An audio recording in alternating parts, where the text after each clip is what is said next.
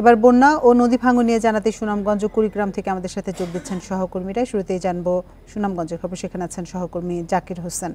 জাকির, এবার দীর্ঘমেয়াদে বন্যা হচ্ছে, পানি নামার এই ধীরগতির কারণ কি, আর নিয়ন্ত্রণে কি ধরনের উদ্যোগ নেওয়া হচ্ছে? এখন জন্ম সনদ দিয়ে খোলো বিকাশ স্টুডেন্ট অ্যাকাউন্ট, নিজের বিকাশ নিজে কর। দেখুন, সুনামগঞ্জের হাওর অধ্যুষিত এবং নদীমাতৃক একটি জেলা। সুনামগঞ্জের সুরমা নদী সহ যে অভ্যন্তরীণ সীমান্ত নদীগুলো রয়েছে, সেসব নদ নদী কিন্তু এখন পর্যন্ত খনন করা হয়নি। মাত্র 98 কিলোমিটার নদী খনন করা হয়েছে, যার ফলে আমরা দেখি প্রতি বছরই সামান্য বৃষ্টিপাত হলে নদী উপচে লোকালয়ে পানি প্রবেশ করে। আর তো আমরা কথা বলেছিলাম পানি উন্নয়ন বোর্ডের নির্বাহী প্রকৌশলী মামুন হাওলাদের সাথে। তিনি আমাদেরকে জানিয়েছেন ইতিমধ্যে তাদের একটি প্রকল্প পরিকল্পনা মন্ত্রণালয়ে অনুমোদনের অপেক্ষায় আছে, যেখানে 19টি নদী খনন করা হবে।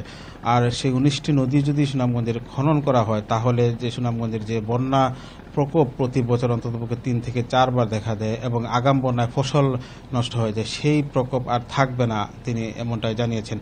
তো আসলে এটা আমরা গত 3 থেকে 4 বছর যাবতই শুনে আসছি যে একটি প্রকল্প অনুমোদনের অপেক্ষায় আছে। সেই প্রকল্প কবে নাগাদ অনুমোদন হবে সেটা আসলে একটা চিন্তার বিষয় সুনামগঞ্জবাসী। আসলে প্রতি বছর এরকম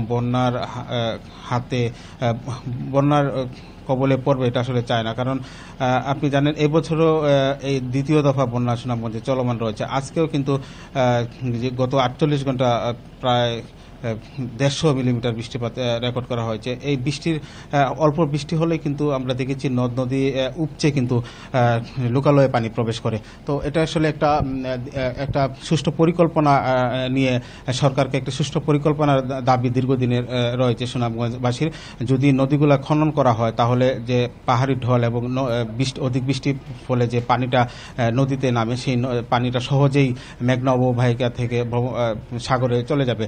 তো এখন আমরা বন্যা পরিস্থিতি যে অবস্থা দেখছি, গত 48 ঘন্টা বৃষ্টিপাতের ফলে গতকালকে সন্ধ্যা 6টা থেকে আজকে সকাল 6টা পর্যন্ত প্রায় 24 সেন্টিমিটার পানি বৃদ্ধি পেয়েছে। যদিও এই পানিটা খুব একটা শঙ্কার কারণ নেই বলে আমাদেরকে জানিয়েছেন। তো সার্বিকভাবে আমরা বলতে পারি, যদি আরও পানি এভাবে থাকে, তাহলে কিন্তু মানুষের যে দুর্ভোগ সেটা আরও বেড়ে যাবে।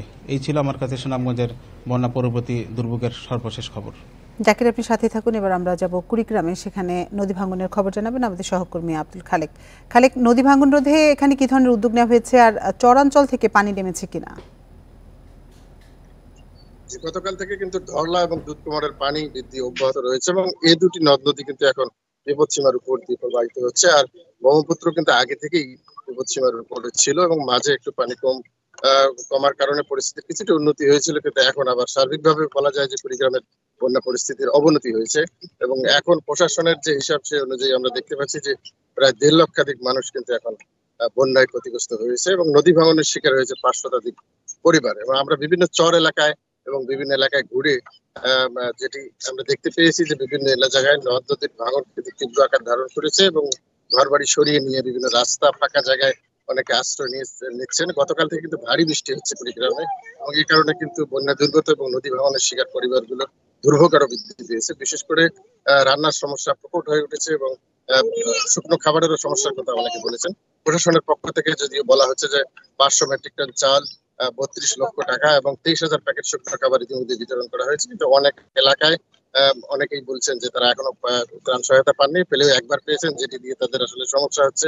আর ভাঙনের কথা যেটি বলছিলেন যে বিভিন্ন জায়গায় বাঁধ এবং এসপার কিন্তু এখন ঝুঁকির মধ্যে রয়েছে এবং পানি বাড়লে এগুলো রক্ষা করা খুব কঠিন হয়ে যাবে বলে মনে করছেন স্থানীয়রা। সুনামগঞ্জ এবং কুড়িগ্রাম থেকে বন্যা পরিস্থিতির সবশেষ তথ্য জানাচ্ছিলেন আমাদের সহকর্মীরা।